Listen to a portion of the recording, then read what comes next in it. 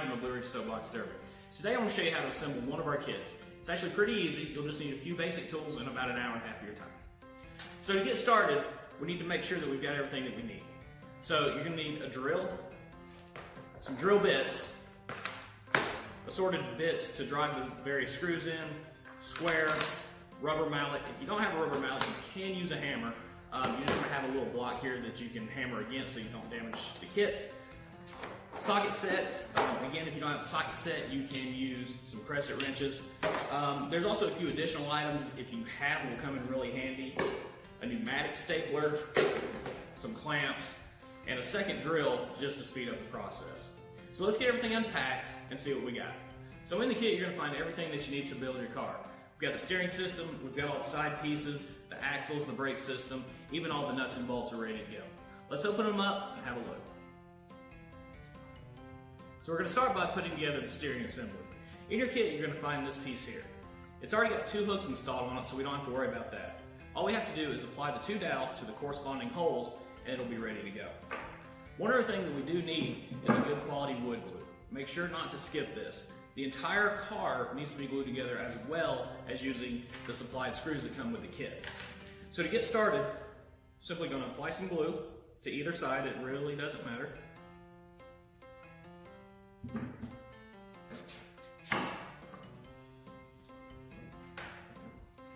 It's a snug fit, and if you need to, you can use your rubber mallet.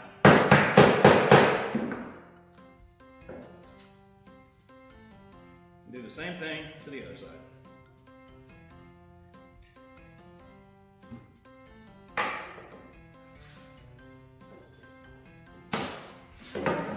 Again, tap it down. So at that point, you want to use your supplied screws, and you'll notice that there's already 2 pre-drilled holes. Simply put them in and tighten them down.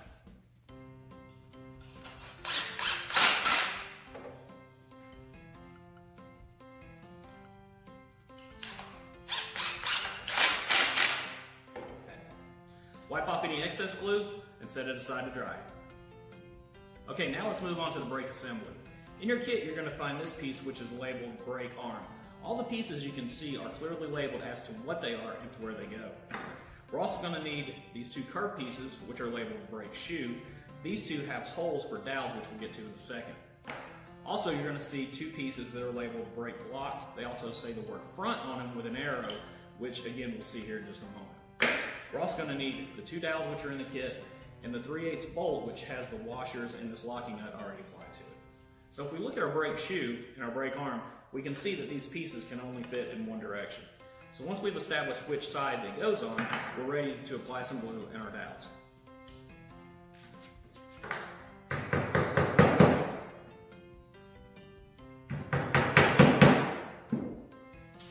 Once we have the dowels in, apply glue to the brake shoes.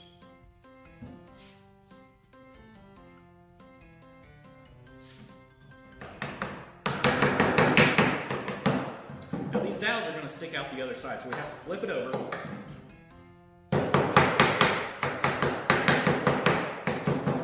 And you want to tap it all the way down until it bottoms out. Apply more glue. And use our other half and match it up.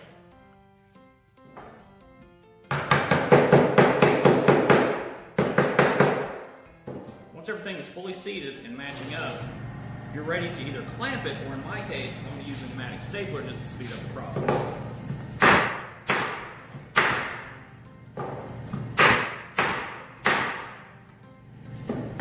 We're now ready to move on and apply the tire to the brake arm. The brake arm has a curved portion. This is what's going to face the front of the car. And if we flatten out the tire, we can see that there's a notch taken out of the top of it. This also faces the front of the car. So what you want to do is simply wrap it around, flush up the front of it with the curved part, take one of the black screws, these are a number 8, and we want to put one right in the middle just to hold it temporarily.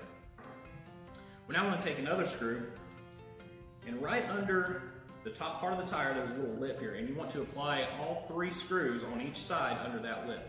And it helps to angle them up just a little bit so that it pulls the tire even tighter.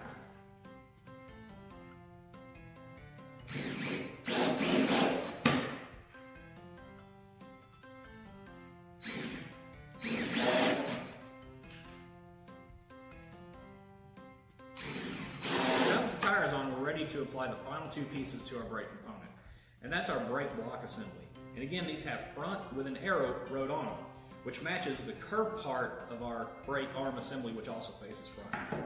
So we want to take our bolt with a washer and apply it through, add another washer, and we want to go through our brake arm, add the other washer, and again match up the front with this front, add another washer, and then add our locking nut. Now at this stage it's not critical to tighten it down, you just want to keep it together for further assembly. So we can set this part aside and move on to the next part. Alright, so it's time to move on to the next step. What I have here in front of me is the bottom half of the car. And what you'll notice is there's a series of notches all the way around taken out of this bottom piece. You'll also see that they're labeled from B1 to B8, and that's going to match up with the side pieces here in the next step. But what we have to do first is pre-drill for the holes where the screws are going to go. And if you look next to each notch, you're going to see a series of divots right there, and that's going to tell us where to pre-drill our holes. I'm using a 3/32 inch drill bit. These are available in pretty much any drill bit kit that you have. If not, you can easily pick one of these up at any hardware store. What we want to do is pre-drill the hole as vertical as possible. You don't want to get it crooked. You also don't want to slant it back and forth. So try and be extra careful and drill the holes straight down.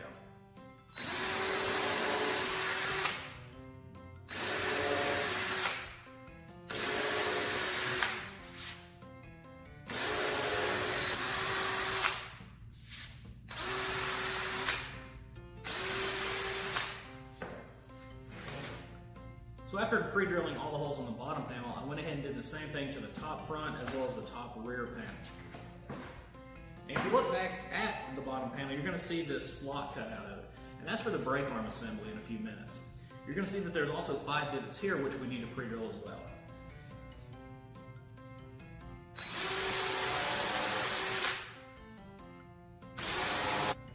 It's time to move on to the side pieces. There's 6 of them. And they all have the letter T and a number as well as the letter B and a number. And that simply stands for top and bottom. The numbers correspond with numbers in the bottom and the top panels, and these also need to be pre-drilled just like we did there. It's got the same divots, and we're going to use the same drill bit.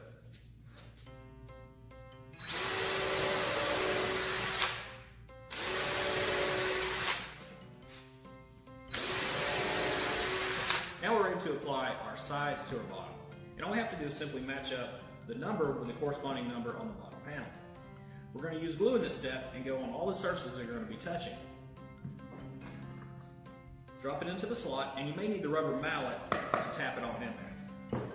You want to take the square and make sure that the piece is vertical. Use the drill with the same drill bit, go through the holes that you just pre-drilled into the sides and drill on into the bottom piece. Then use the supplied screws and tighten it down.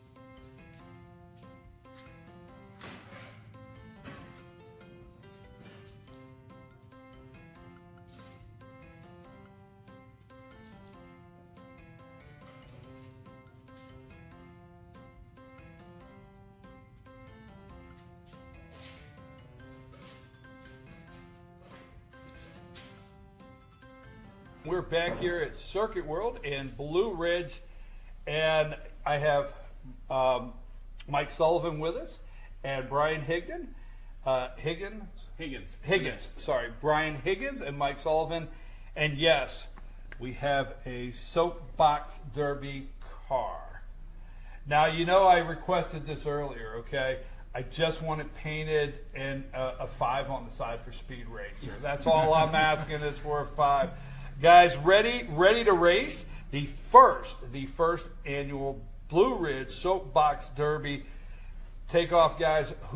What's the inspiration and who had the big idea and started putting it together? And, huh?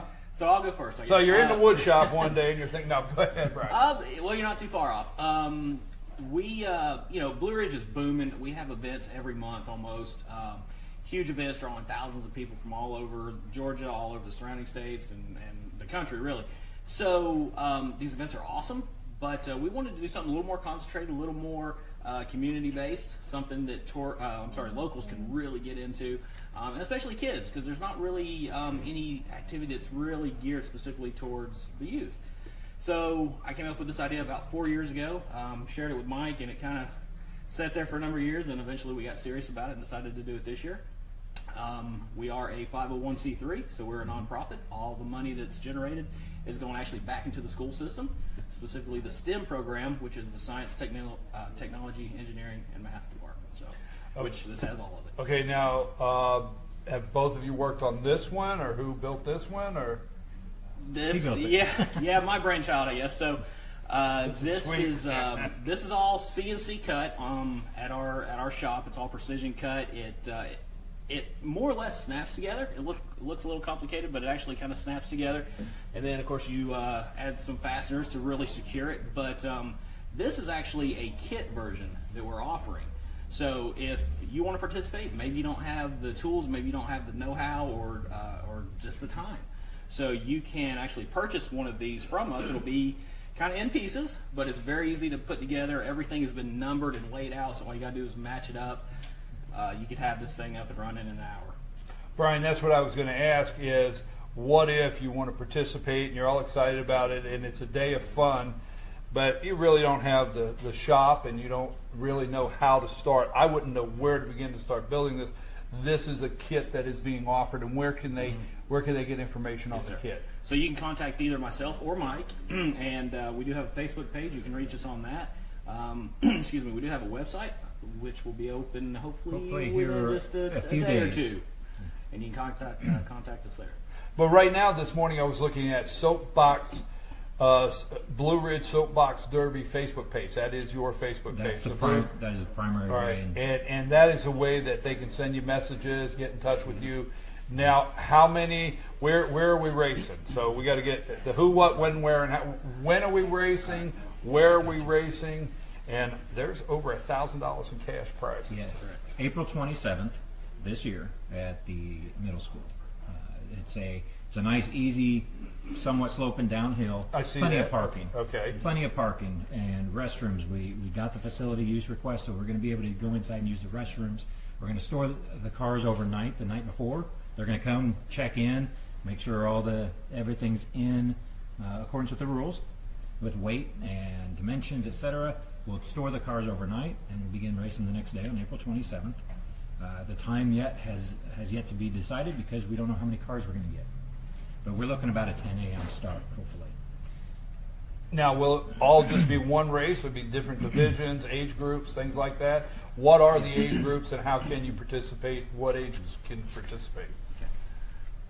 So we've got 3 categories. We've got a 7 to 11, a 12 to 17, and an 18 and above. Each one of those categories has a $250 first place prize, and then a second and third place prize as well. So it's open to almost anyone as long as you're 7 and above. And there is a corporate division. That's the fourth one. This is where we want to see Home Depot say, okay, Ace, we know you made them, but we think we can make a better one, or we think we can beat you.